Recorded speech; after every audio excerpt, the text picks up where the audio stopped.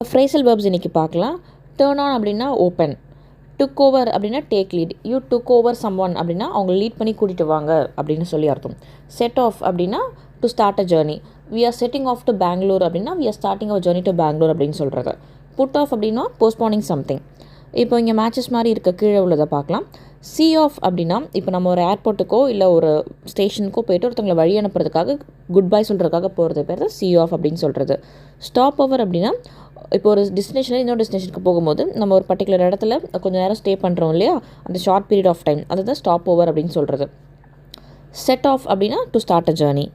Get in அப்படின்னா ஒரு ட்ரெயின்லேயோ ஒரு பஸ்லேயோ நம்ம அரைவ் ஆகிறது, arrive inside train or bus, அதுதான் கெட் இன். கெட் ஆஃப் அப்படின்னா leave a bus or train. Get on அப்படின்னா enter a bus, train or plane.